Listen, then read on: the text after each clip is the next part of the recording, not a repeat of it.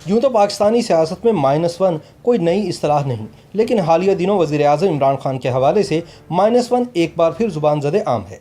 हत्ता कि कप्तान ने खुद भी कह दिया है कि -1 की रट लगाने वाले मेरी छुट्टी होने के बाद भी वो एहतसाब से नहीं बच सकते।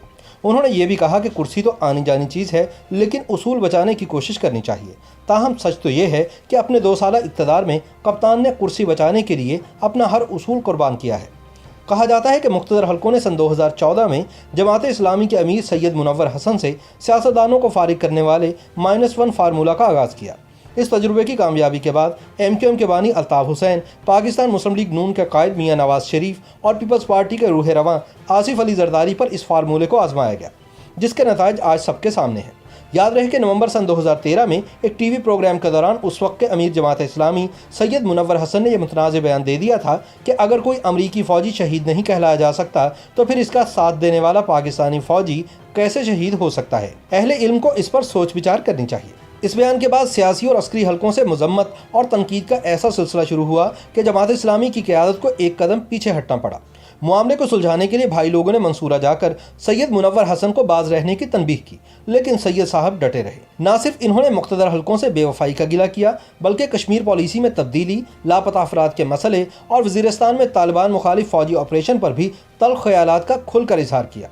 बस फिर क्या था, इस मुलाकात से अतराफ़ में पैदा होने वाली कशीदगी में मज़ीद इजाफा हो गया। सैयद मुनव्वर हसन के लाइव टीवी इंटरव्यूज़ पर गैर एलानिया पाबंदी लग गई।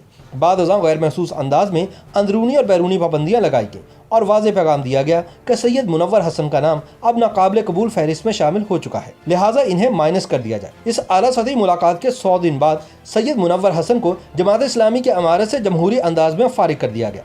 कहते हैं कि जमात इस्लामी की तारीख में पहली बार ऐसा हुआ कि नामजद उम्मीदवारों की फहरिस्त में होने के बावजूद मौजूदा अमीर की जगह किसी और यानी सिराजुल हक को इस ओहदे के लिए मुंतखब कर लिया गया, जो आज तक इस ओहदे पर बराजमान हैं और जमात इस्लामी के गोरबाचौफ साबित हुए हैं। इसके बाद पीपल्स पार्टी वालों को बारहा कहा गया कि कौमी सतह पर सियासत करना चाहते हो तो आसिफ अली जरदारी को माइनस कर दो।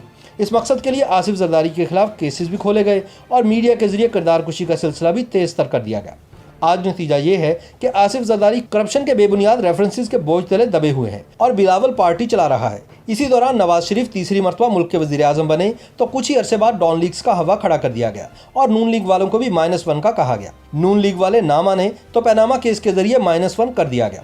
मज़े की बात यह है कि अब डॉन लीग्स के एजेंडे पर पाकिस्तानी इस्टेब्लिशमेंट इमरान खान की हमनवाई में पूरे ज़ोर शोर से अमल दरामद कर रही है, यानी जो कल तक करना गलत था आज वो सही है। अब ख्याल जाहिर किया जा रहा है कि इमरान खान का नंबर भी लग गया है। हालांकि इन्हें सिलेक्टर्स धांधली के जोर पर बड़े ज़ौक़ व शौक़ के साथ तमाम इंतखाबी नताइज को अपने बूटों तले रोनते हुए इक़्तिदार में लेकर आए थे।